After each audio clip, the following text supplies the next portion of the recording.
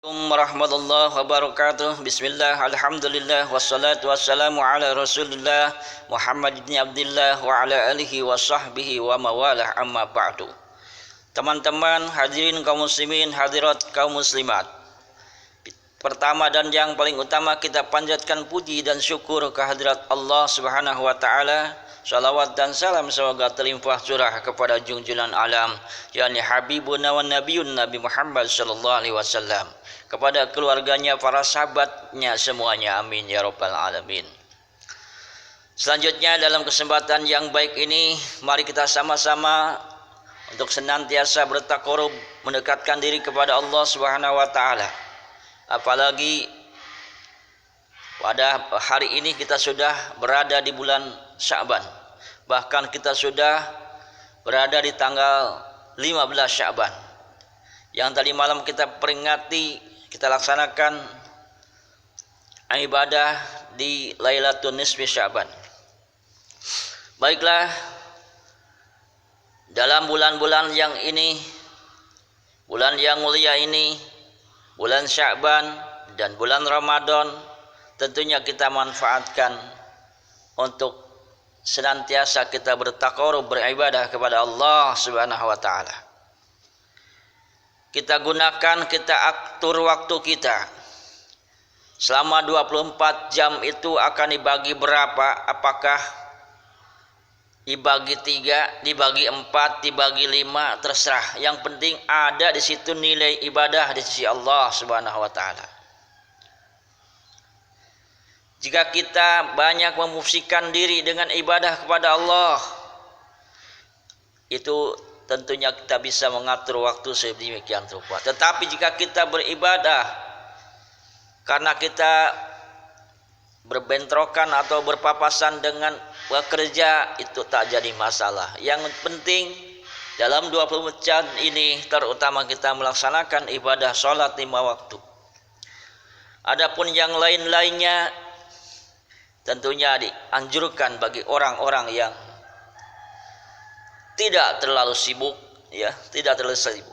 Dan janganlah kita terlalu sibuk juga dengan urusan dunia sampai tidak bisa melaksanakan ibadah sholat 5 waktu yang merupakan kewajiban bagi kita umat muslim. Sesibuk-sibuknya kita usahakan yang namanya sholat 5 waktu kita kerjakan. Teman-teman kaum muslimin, hadani Allah wa iyyakum ajmain. 24 jam mungkin kita bekerja dari pagi jam 7, ada yang sampai jam 7 lagi. Sore ada juga yang lembur dan seterusnya. Itu tak jadi masalah, terserah, tidak dilarang. Yang penting waktu mau berapa jam untuk bekerja silahkan. Yang penting untuk beribadah kepada Allah ada.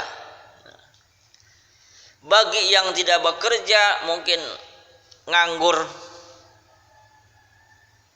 atau belum bekerja tapi bekal ada, ya kita sebelum bekerja atau menunggu lamaran kerja, ya, sebelum dipanggil, sebelum kita bekerja, maka kita lebih baik untuk beribadah kepada Allah subhanahu wa ta'ala. Belajar dan terus belajar, mempelajari Al-Quranul Karim, mempelajari ilmu agama yang insya Allah akan memberikan dampak positif kepada kita semua.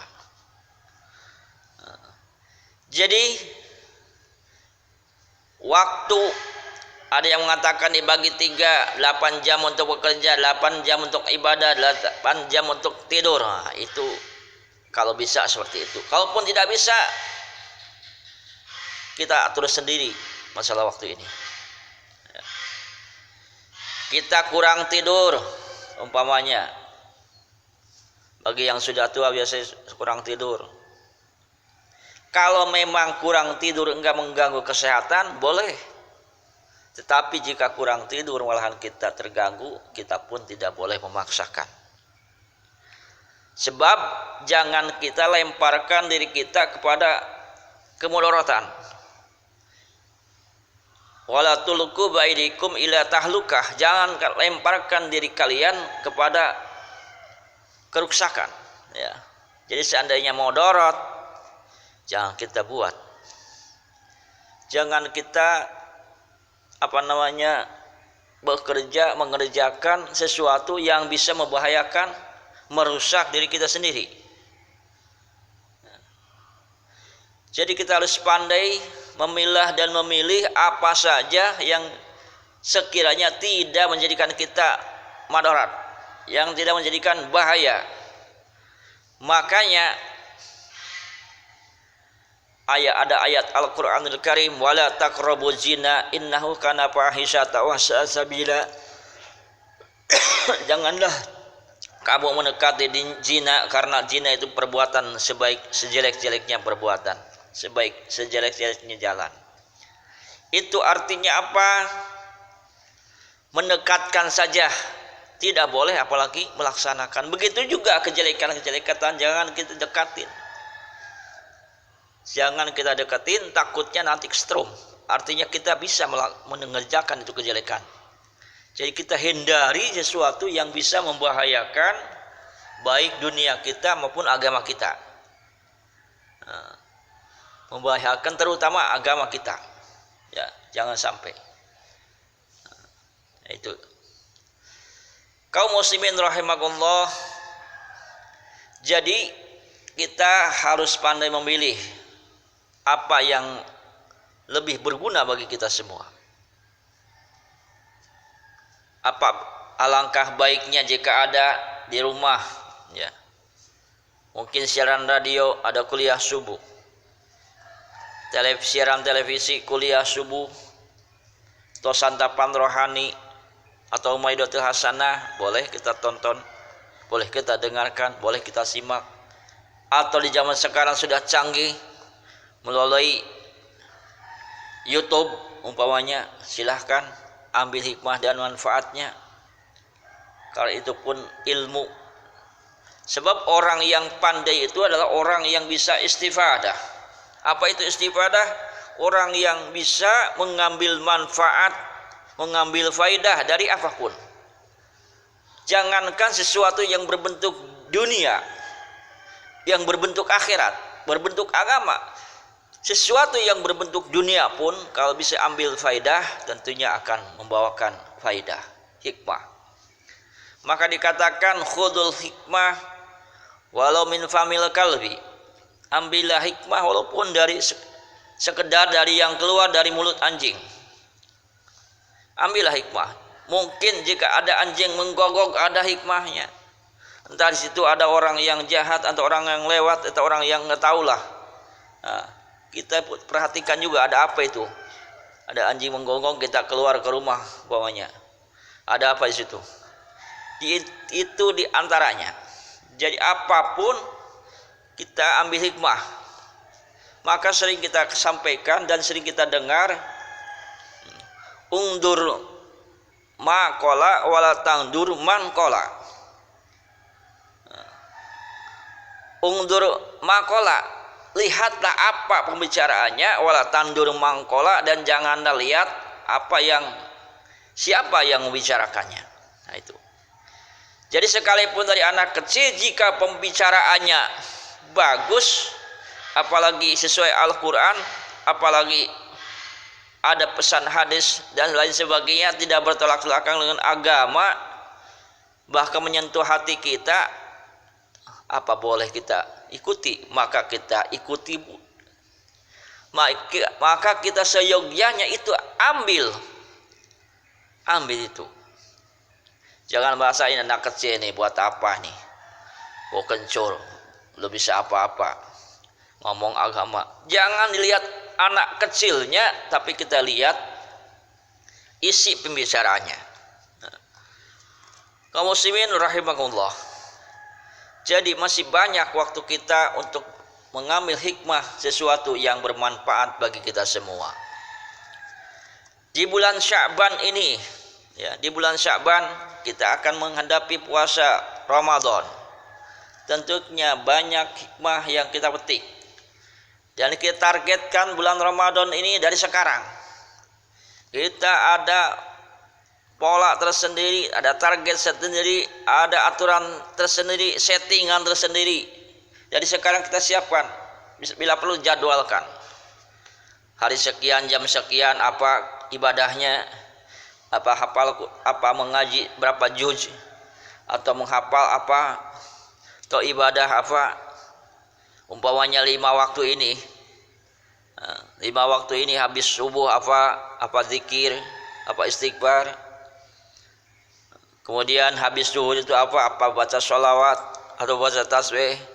Begitu juga habis asar apa, walaupun sebentar, yang penting istiqomah mudawamah sehingga menjadikan amal soleh yang diridhoi oleh Allah Subhanahu wa taala.